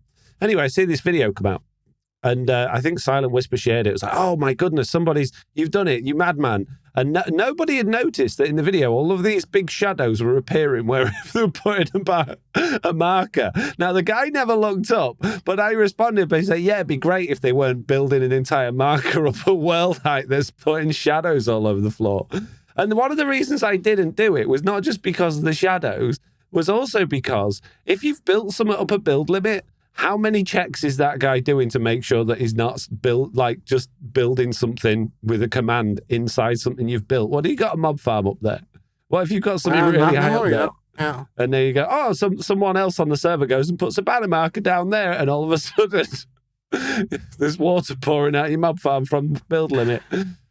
No, it's a bad idea. Yeah. So I would love that. I would love actual banner markers, yes, on Bedrock Edition. It should be there. I don't understand why it's not. So I think this is a good idea. What do you think, Slack? Yeah, it's a good idea. Okay. Good. Lucy is up next and says, I wish we could compost bones to make bone meal, especially for farms that produce bones. Having them converted so when I'm ready to collect, I'm just grabbing bone meal. At first, I thought this was a really stupid idea. I'm not going to lie, Lucy, because you just have to craft bones into bone meal, and having bones not already as bone meal is actually saving you a lot of space. But then I thought, do you know what really annoys me when I've got loads of bones? Is crafting them into bone meal and then crafting them back into bone blocks is really annoying. Because when you've got some bones and some bone meal in your inventory, some bones and some bone blocks in your inventory, and you're trying to make bone blocks, when you go to craft them from the crafting menu, it uses the bone blocks sometimes instead of the bones, which means you need to periodically keep putting the bone blocks into a chest. So yeah, having bones, a way to just produce bones, going through a composter or whatever, straight into bone meal, so I can just craft that straight into blocks. Yes, please. Can we just make a grinder, and that way we can run cobble through it and get gravel? And well, going back to last week's conversation about how the composter is creating bone meal because bone meal is technically our fertilizer, I don't really have an issue with, the bones. I suppose a grind. Maybe, yes, the stone cutter. Put them through the stone cutter. There you go. All right, yep. All right, yep. Let's go. Good. But yep. Can you hopper items into a stone cutter and hopper them out again? No, but if you could, that would be nice. Yeah. Well, I think we'll just keep it simple for now and just say it's a good idea being able to compost them. But we all know that realistically we want to be able to put them through the bone saw. Through the bone saw, yeah. Okay. Is it me or you? Me, isn't it? You, yeah. Okay. The cool guy says, hey guys, here's my idea. There should be a black stone furnace and deep slate furnace. Black stone furnaces would be the colour of black stone and deep slate furnaces would be the colour of deep slate. It would be great for base design anyway. Love the podcast. Keep it the great work. The cool guy died from a creeper while trying to escape on a camel. Yeah, I think furnaces don't get much love. I know they added the smoker and the blast furnace in the 1.16 update, was it? Or was it before that? It's Village and Pillage, I don't know. It's been a while. Anyway. Well, if it was Village and Pillage, it was a long time ago, yeah. Yeah. No, I think it was 1.16, wasn't it? No. I can't remember. I'm out of sync with my updates. Anyway, yeah. I agree. It would be nice to have, like, but then who's using furnaces for decoration, really? Yeah, that's a fair point. Yeah. I'd say it's a fun idea, not a good idea. I don't think... Okay, well, no, if you don't like it, you don't like it. No, it's fine. I don't know. On one hand, I do like them. I'd like to have them in the game just because, but I'd like them to do something different. Yeah, but as soon as you go down that road for 1 minute, then people are going to be like, well, I want to make bookshelves out of dark oak. I want to make bookshelves out of acacia. Yeah. And then, why can't I make this? Yeah. Why can't I make painting frames be this and that? And then Jeff will just get it all wrong, and all of a sudden the game will invert and implode and everyone, and we'll have giant biomes every time you start a new seed, and that will just annoy everyone. So, no, we're not doing it. No. Just on the safe side. Okay. Yeah. Dion, 177 says, I would like the redstone dust hitbox to be a 14 by 14 so that we can have a little space to be able to interact with the block below it without having to break the redstone dust. Yeah, I agree. It would be nice if it was a bit like the hopper where the hitbox was the shape of the redstone rather than like the whole thing, because that is annoying sometimes. So yeah, I'd like that. Yeah, I could get behind that. Yep. Yeah. Okay. Good. Thank you very much, Sam. Right. We have Slick Person next who says, hi, this is Slick Person. I've got quite a few ideas and most of them are probably bad. Oh, geez, there's a big list here. I apologize in advance. The first idea is linked ender chests by redstone. For example, if there are 3 ender chests, first 2 are linked by redstone, the third is not. If you put the potato in the first one, then open the second one, the potato is there, but the potato is not in the third chest. Okay, well, that exists on modded. I do really like that. I think it's great that you could like color code ender chests and have them linked to each other. And then even like put hoppers and stuff underneath them to make things like automated through different dimensions. I really like that, but it's a little bit not vanilla. So I'm going to say no. Yeah, I'm going to say no, not vanilla. Okay. Number 2, you can change the colour of sea lanterns. You can use amethyst, gold, diamonds, emeralds, iron, copper, maybe even coal to change sea lanterns to the colours purple. We've already got coloured light blocks in the good idea bin. So, yep. No. Yep. I got that. Yeah. Citrus orange. Oh, didn't we say we could like put glowing sack onto like any block and make it light? That would be good, wouldn't it? Yeah, that would be nice. I think that was in the good ideas bin. Number 3, citrus/orange trees. The outside of the wood is greyish. The inside is yellowish. The leaves are green with citrus oranges in them. They are found in citrus orange groves, which are common to find. Leaves gives you citrus/oranges. Well, the jungle leaves have, depending if you what biome you put them in, have little yellow bits on. So that's kind of like got citrus fruits in there.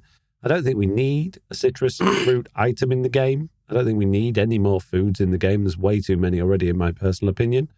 And then you're talking about the color of the tree being, what was it? Yellow. Gray? grey the with inside yellow. of it being so yellow. kind of like Yeah, acacia, but instead of orange, just yellow inside, which... Yeah, but you've also got yellow now with the new bamboo wood. So Yeah, and birch. So we don't need it. Sorry. Sorry. But No. number 4, grapevines. Heard you like sweet berries. Villagers grow them. You can harvest them using one of the tools. I haven't figured out which. If you harvest them with your hand, it does damage. Gives you grapes. We got glowberries. Glowberry vines. You've just come up with glowberries. Painful ones. So don't sounds like you're really, really into modded stuff here. So we're not trying to be rude, and I don't want it to appear that way, but a lot of this... I would like vines in the game, please, but in order to get them, you need to do a backflip, a handstand, and then poke yourself in the eye. No, they already exist. Without having to do all that. Apple pie, made from eggs, sugar, milk, and apple. They can have pumpkin pie, why not apple pie? And chocolate cake. There's loads of different things we could do, all the foods and the ingredients we've got. Yeah, I just said I don't want any more foods in the game. I guess being able to cook more meals with what we've already got available isn't the worst thing in the world. But there needs to be some benefit to adding more food into the game, not just, this does the exact same thing as a pork chop, or this does the exact same thing as a golden carrot. Okay, we're skipping that one then. Substantial, yeah. A strange idea bin for the pod. The next idea would probably go in it. We'll see what the next idea is before we start making decisions on whether we're adding a new bin. We're not adding one because that means I've got to update the website. We're not adding a new bin. Purple potatoes. Found growing in the end. Pigs will breed with them. Villagers will collect them and you can eat them and make baked purple potatoes. They can't do anything. They're also keto friendly. Slick person downed in... Why are you trying to be keto-friendly in Minecraft? It's a game. It's not real life. You don't have to follow a strict life diet. In a game, you can just eat whatever you want because it's just pixels. That doesn't have any effect on the real world. If you want to be keto-friendly, just eat potatoes in Minecraft. We don't need purple ones. Why? We got chorus fruit in the end. Why do you need purple potatoes? Stop it. It's not even a strange idea. It's just a weird idea. Maybe we should have a weird ideas bin. Yeah, or banned ideas. Banned. Sorry, Tough Relic. Slick person. I was overly mean on all of those, but they really did enjoy ripping you to pieces on those. No, thank you. Keep those ideas coming in because it's ones like that that really entertain me and make my day. So, yeah, thank you. Okay. Tough Relic is up next and says coats that you can put on over your armor besides leather boots so you can go in powdered snow and still look good with your armor trims. Tough Relic died from the code. You can put armor trims on leather and you can dye leather. So no need to Tough Relic. You can make your exactly the same. Yep. And it's a total waste of 7 diamonds to put armor trims on leather armor, but you can. Now, if they give me my wish of making them cheaper, then all of our problems are solved. Ooh, punched my microphone there. That was an accident.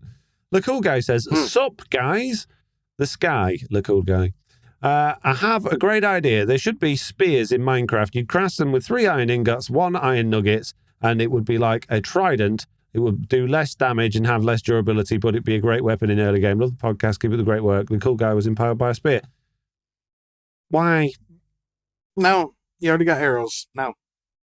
Yeah, but you need a bow for arrows. I've been saying for ages we need more weapons. I'm just wondering why a spear. I'm not opposed to it. I just want a combat update. I want more weapons. So throw that into the wish we've already got with the more weapons, and it can stay in there. But I'm not going to give it its own good idea slot. Too mean. Yeah. Pixelated is up next and says, "What if structures were randomized each time you found one? This means a desert temple or other structures would be different almost every time you found it. Different traps and ways to explore. This would make exploring much more exciting and enjoyable. Thanks for the great podcast." Yes. Totally agree. 100,000% yes. No, wouldn't totally that make exploring Minecraft actually worthwhile? No. Now, I mean, we've already got it with the Bastions. No, they're just different levels of being degraded. That's not the same thing. That's just like, there's a few more holes in this one. That's a really lazy way of making... Like, how difficult would it be, realistically, for them to make 5, 10, 15 different desert temples that would just all had like rooms in different places and different like redstone doors or ways to get into them, just to make it more interesting and more varied? That would be better. Yeah. Like I genuinely thought when I first went to a jungle temple and then I second went to one, I thought the traps were all different. It's just because I was coming into it from a different angle. But I thought it was different. When I learned they're all exactly the same, I was like, well, that's boring. Where's the fun in that? Yeah. I thought the combinations would be different. They're all the same. No. Come on, you've got an infinite game, but you've got the same exact structures throughout the whole thing. You've got villages randomized. Villages, like, totally different each time one generates. Why can't we have that with the other structures? Yeah. 100%. 100%. I'm into it. Good idea. Yep. Stupid game. Yep. Minecraft's so dumb. Gravity is back. Was it me or you? No, it's you. How about a tweak to the spyglass that places an overlay that displays the distance from the player and Y level of a block you're pointing at? This would be great help in building things a ways apart and on uneven ground that you'd like to be the same height. Thoughts, good, bad, or indifferent? So basically a measuring tool. Well, all they're wanting to do is add the UI, more or less, that we have in the copy coordinate screen from either the block you're looking at or where you're standing. Yeah, so if you change that, if you press T to go to your chat screen and you change it from player position to block position, whatever block you're looking at, it will give you that block coordinate. But I don't think the distance is infinite, but it goes a reasonable way. But it could be handy for building. Say all of a sudden you pillared up over there and you're at Y74, and now you go to pillar up over here and you're like, am I at Y73? Am I Y72? Yeah. You know, be able to look across. That could be interesting. Yeah. I think that the block menu's got that, and I think having that actually in your spyglass would be a little bit, because people do like to play without coordinates and stuff and be immersed in Minecraft, and I think that would just break that a little bit. I can understand from a technical point of view, but maybe just add a new item in the creative inventory that was a ruler, and you point your tape measure. When you point your tape measure at another block, and beep, it tells you the coordinates. Give me a laser sight. Yeah, exactly. Just line this up correctly here. Yeah. Oh, jeez. What about a block, right? That when it's next to another block, there's a number on it. And when you put the block next to another block, the number increases. So if you're building upwards, the number on each block going upwards, so the first one you place at the bottom is at 1, or maybe even has just the Y level on, like written on the side. And as you build upwards and doing it across as well, and you look at the block and it'll tell you the number on it. Yeah, but could you imagine if every block told you that at the same time? Wouldn't that be like that? No, not every block, just one specific type of block, a number block. Okay. Just for creative worlds, when you're building, you want to see how high something is. Interesting. I'll just say interesting. Purple Hoser. Okay, Foxy and Slack. This week I have a good idea for once. There might be a slight catch. Fortnite. No. You're going to have to finish it. I can't. They said the word. No. Hear me out. I know you don't like it, but it has a setting called visual sound effects. If someone shoots, it comes up directionally on the screen. This should be in Minecraft. Do you just write messages in without listening to the podcast? There's subtitles. We've been asking for that for weeks. We've been talking in depth about the subtitles in being added to Minecraft, which is exactly that. Maybe you don't understand. I mean, subtitles is you might expect from that, that's just character dialogue. There's no dialogue in Minecraft. It's just like the noises that are in the game, the positions that things are from, and what direction it's coming from. So that's what we were talking about. Maybe we weren't too clear with that. So I'm sorry, Purple Hoser, but yeah. That's exactly the same thing. They said the word. How can I write a good idea that's one day you already got, but different? No. Okay. Last one, Slack. I'll let you deal with it. It's from that person again. Goodness gracious. Yeah, that Marabella Jade person, the one who dies in the lava all the time and gets lost without signs and is always punching piggies and getting dead in the nether, says, hey, Foxy Noodle and Slack. Wow, that didn't take long for somebody to adapt that name. Wow. Little Istro would like to be able to use the shield to block the warden's range attack. Maybe it would break but still absorb some of the damage. No. Oh, I wasn't paying attention. Sorry, what was that? Maybe you could break, but Yeah, carry a totem. That's how you block it. It'll break the totem, and then you can, keep running. yeah, I There just you don't go. like shields. I mean, it's literally a totem. But What you they don't always want have is a and totem. then once you've used it, it's gone. Yeah, that's what they want. They said maybe the range attack would break the shield. That's a totem. Yeah, but Range attack, totems are boom, totem expensive. go boom. Shields are 10 a penny. Well, sorry, there's your trade-off. I don't know. I quite like that one. Okay, Can we just slap a totem on the shield? Now you're talking. Sticking items together. I love it. Put it on. Yes. Oh, geez. Okay, that's the end of the you got wish the list. totem first. When it pops, you live. Then you got to use your shield till you put another totem on it. Yeah, perfect. I love it. I actually like the idea of that. You need another slot, though. You need a shield slot. The shield slot, That'd be shield fine. slot. Jeez. That'd be Okay, that is it for the wish list. If you've got any crazy ideas that you want added in Minecraft, then we can guarantee they'll eventually get it into the game with our good connection with all the developers. Please note in the small print, it does say that we will not guarantee that any of these ideas will make it into the game, but we guarantee they will. Okay? Yep. Eventually. Mm-hmm. Yep. Unless they stop developing Minecraft at some point. If they stop developing it before they get ideas get in, then that sucks. I'm sorry, guys. But if they continually develop it forever and ever and ever, eventually all these good ideas are going to end up in there. Guarantee. Yep. Just probability at the end of the day. Just the ones that we approve, though. Yeah, only the ones we approve. So please send us your wishes on the email feedback form or the Discord. Jeez. Okay, it's time for the questions. Peeps listening in the live show, if you have any questions that you want to ask us, please throw them in the live questions chat now so that we can read them while we're reading the questions, because that's a good time to be reading them, isn't it? Yes. Okay. I'm going to start the questions, and I'm going to start with Bet Jamo again. It says, what's your process when starting a new mega base? What recommendations would you have for a player who's never built a mega base before but looking to do so? Do you plan the entire layout ahead of time, or do you do the layout as you go when adding rooms and sections? What sections do you always include? Curious on your thoughts on the process.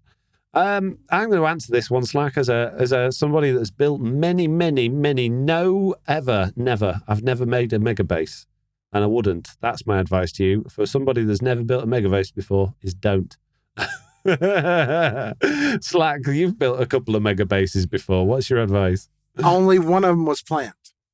The only one that was planned was the witch hut build on season 1. Season 3 may have turned into a mega base, but it wasn't a planned mega base season. None of the others were planned. So if you're going to do one, but commit yourself to it.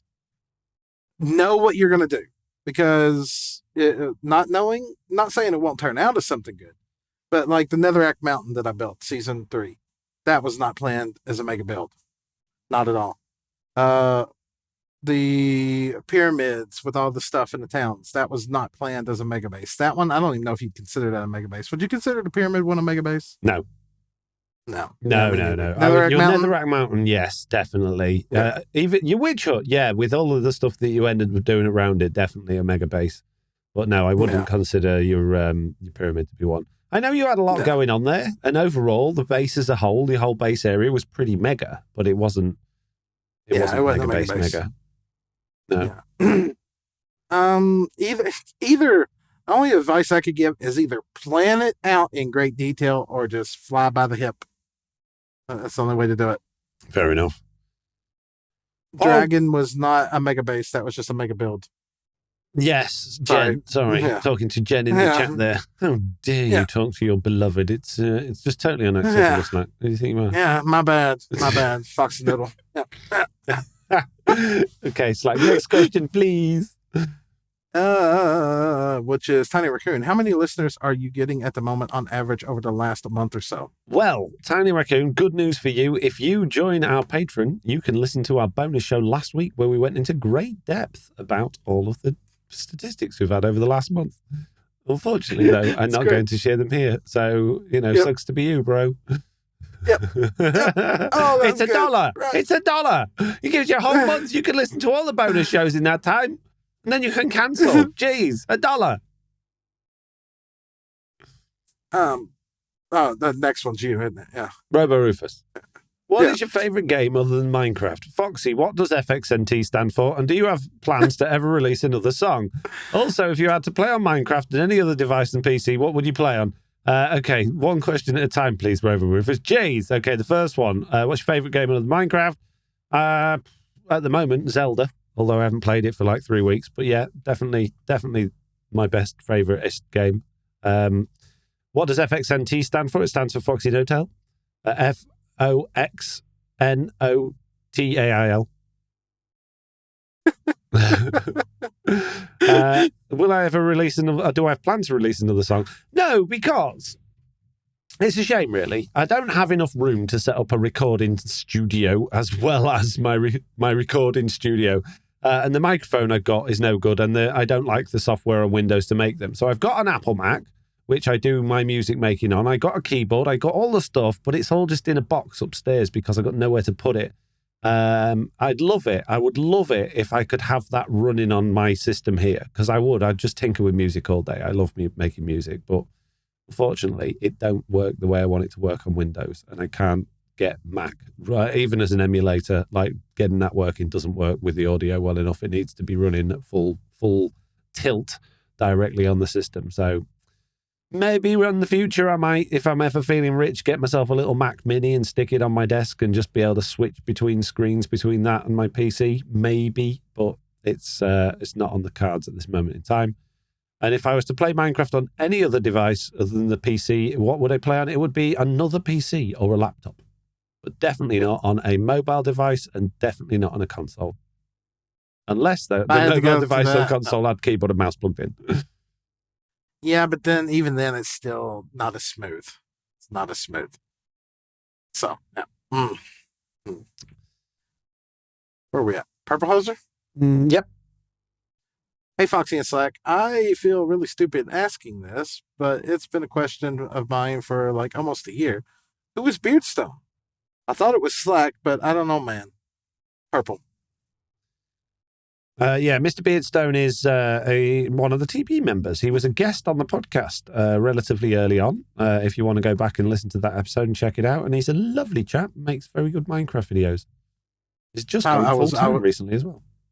I was expecting the Beardstone. Josh says, hello, very much appreciate you all on your podcast. I'm a casual player, but I very much enjoy your insights and straightforward manner. I wanted to ask what aha moments you've had during your time playing Minecraft, things that changed the way you played, your style of building, a scope of redstoning, etc. I'll hang up and listen. I can't remember. I don't know. Lots probably over the years. I don't know. I don't really record them or jot them down. Yeah, I'm sure there's been many, but you at this point you're asking, and my brain's just like, nope, it can't remember one of them. Yeah, sorry, I can't give you an aha moment. I can't think of nothing. There'll have been loads. There'd have been, when I started early on, and I was like, oh, you can do this. Oh, I'll do that from now on. And I've had that loads of times. I just can't remember any specific ones. I used to play Minecraft a lot differently from how I play it now. Particularly when I was starting out, when I was playing on Java Edition. I didn't know you could enchant items, and I didn't know enchanted items could do this and do that, and I didn't know how there's loads of wow, okay moments, and that happened for a long time because I wasn't watching other people play it. I wasn't getting that information from anyone else. I was just playing it. So, yeah. I think a lot of mine are now reverse aha moments. It's like, why? Why? What do you mean? What do you mean? Every version of Minecraft I played until Bedrock Edition, I could take off and fly out of water. Why can't I fly out of water in Bedrock Edition? Yeah. Oh, man. What do you mean this feature just came out and it works this way on one version, but this way on another? Oh. Or the best aha moment ever, Foxy, is a button, because that seems too simple, right? Oh. And if you want to know that reference, you're going to have to go through and watch every single one of mine and Slack's YouTube videos we've ever made to try and find the one that's got that in it, so you can laugh your head off for a whole, like, half an hour or so, however long it was. Right, okay, next question, Slack. Meerkat, what non-Minecraft game are you both looking to play next? I want to play the new Spider-Man game that's coming out, but that will be on PS5, which I don't have. But I'm betting, I'm putting all in my eggs into one basket, betting that the Spider-Man will be released at the same time as a PS5 Slim and potentially a PS5 Pro. That's how it worked with Spider-Man 4. No, the previous Spider-Man on the PS4, and it was released about the same time into the life cycle of the PlayStation 4, and it released at both the PS4 Pro and the PS4 Slim.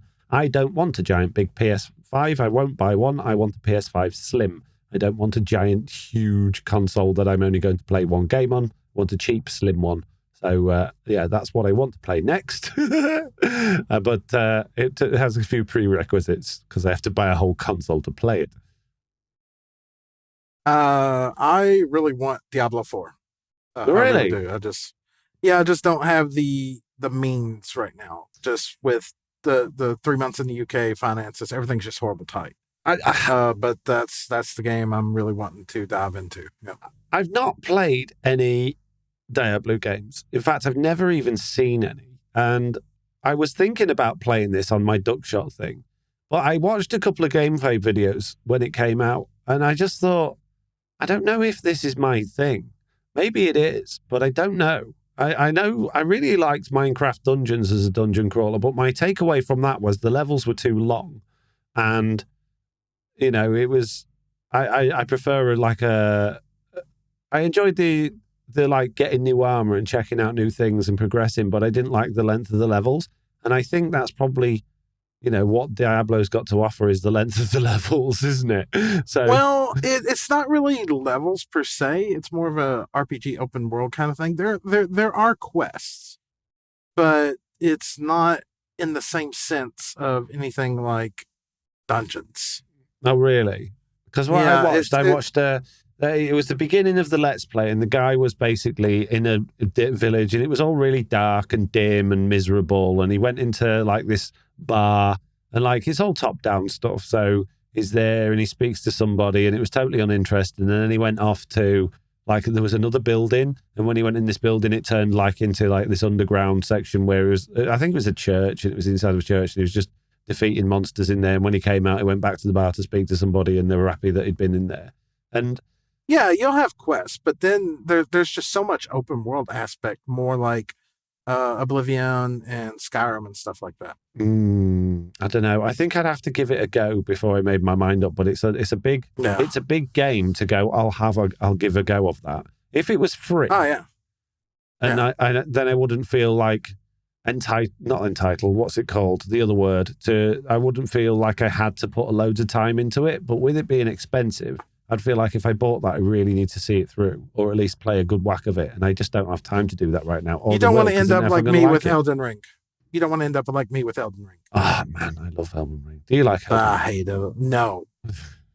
I feel like that was the biggest waste of money I've spent on a game in the last decade. The thing is, though, I've bought so many games and not played. I must have spent hundreds over the years on games that I've never even played. On my Steam list, I've got millions of games, and I've not played hardly any of them. I was looking forward to that, though. I was really looking forward to that. The biggest thing, I don't like the forced PvP. If you want to do multiplayer, I don't like that. I don't like that. No, you don't have to do that. You can turn that off. I didn't do that. I had that off the whole way through. Never did that once. Nope. I didn't want that. Turn it off. I'm pretty sure when I played it, there was no option to turn it off. Yep. Then you can turn off those stupid messages that people leave all over the place as well, so you don't have to read them. Yeah, see, I didn't like those neither. I found that really annoying. Yep. Just turn it off, mate. You play in offline mode rather than online mode, none of that turns up. Simple. Interesting. Yeah, there you go. There's something to do on your evening streams when you're doing your late night streams, instead of 7 days if you're not enjoying that. Yeah, because I love getting killed by a giant and not knowing what to do about it. Yeah, but it's sounds so fun too. satisfying. Once you get through that, I'm just getting mullered all the time, and you figure out there's places to go where you can go, and then you start leveling up, and you start getting stuff, and you start feeling really powerful, and then another boss will come along and or even just an enemy, and it'll just come and knock you completely on your bum. And then you're like, okay, I won't go there yet. I'll go somewhere else. And you go in and you feel even more powerful. And you go back to that one. You just, that was easy. I don't know. I struggled with that before. I loved it. It was because I don't like Dark Souls games. I didn't like Jedi Fallen Order because that was like, I'm trying to be Dark Souls. I'm going to send you down this linear route. And then you have no choice other than to do this boss. And I can't do it. It's too hard. So Jedi Survivor wasn't as tricky. That was actually quite easy, the boss fight. In fact, the boss fights was the easiest bit in that game. They were really easy. But the Jedi Fallen Order, they were really hard. Or maybe it's just because I got better after playing Elden Ring for so much. But yeah, in Elden Ring, because you can go anywhere. Like the first area you get to, there's this big guy on a horse, and you're like, oh, I'm supposed to take that guy out. You've got no chance. He's like 3/4 of the way through the game before you even go and attempt him. So you just run past him. You don't go right because there's loads of flying bats that way and they're going to just destroy you. You go straight past him. You go into the caves the other side of the hill and there's some wolves in there. Take care of them. Get yourself some stuff. Go down the hills. There's a little village down there. Take those guys out. But don't go left because you go left, there's a big giant. Go right. Go where you can and explore what you can and build up. It's brilliant. Oh, I'll think about it. I can't believe how well I still remember that world. I loved it. Okay, right. Where are we up to on this? Oh, it's Jade. She's left us 2. I'll answer both of these. I don't think we've got any more questions coming through. So no. Okay. First one says, "Are you sure you want to hear my feedback from listening to the podcast?" Yes, Jade. That's what the feedback is for. We enjoy it, even if it's stupid, ridiculous, or like really mean. We want it. If you could imagine what kind of biome the ancient monster, i.e. Sniffer, was natural to back in the day, what do you think it would look like? I imagine... So it's feathery, isn't it? It's green and red. The red's obviously to ward off predators. So I imagine there will have been things bigger than that. I'm just thinking dinosaurs. I'm just thinking like Jurassic Park, jungly, rainforesty dinosaurs. That's what I think. Yeah. But also with like a really sort of cartoony, almost Mario-style graphic to it. So everything's like got smooth corners and smiley faces. I don't know. Sniffer still just doesn't feel like it belongs in the game. Yeah, no, I haven't met one yet. So there you go. Right, Pete, that is the end of the questions, which means that is pretty much the end of the podcast. If you'd like to ask us a question for next week's show, you can do by emailing us at news@theblockupdate.com, filling in the feedback form on the website, which is theblockupdate.com, or joining in the Discord, which is not theblockupdate.com, but it is the Block Update. As a reminder, if you've enjoyed this show and you want to help support us, you can do by going to patreon.com/theblockupdate. We would thoroughly appreciate that. And this week, Slack is going to be doing... ideally 5 streams a week, and probably going to be holding to that for the near future. Monday, Tuesday, probably Thursday, Friday, and potentially Saturdays. We're going to have 2 episodes a week coming out on Truly Bedrock on Monday and Wednesday, and potentially working back in tutorials starting maybe next week, coming out on Fridays. Okay, fair enough. Well, that's not a mouthful. It's going to be a bit different for me. Obviously, I've still got my duck shop videos going out 2 a day, as usual, on Zelda playthrough at the moment. I'm going to try very hard to stream tomorrow morning, although this podcast won't be out then, so that's pointless telling you all that. I'm going to try very hard to stream Monday morning, but it's my birthday on Monday, so maybe not. I don't know. Depends if somebody wants to take me out for birthday stuff, so we'll see. And I might see if I can find time around coding this thing that I'm coding to see if there is any time to make Minecraft videos. It's been a while. Yeah. Been a while. Oh, geez. All that's left to say is the same thing that I say at the end of every podcast, and that is, if you enjoyed the film Robots, like I did, because I did enjoy it, let me get that through to you. I enjoyed the film Robots, but if you enjoyed it too, it was still garbage.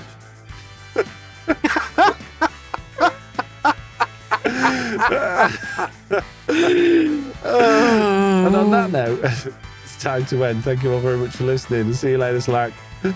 Bye. Bye.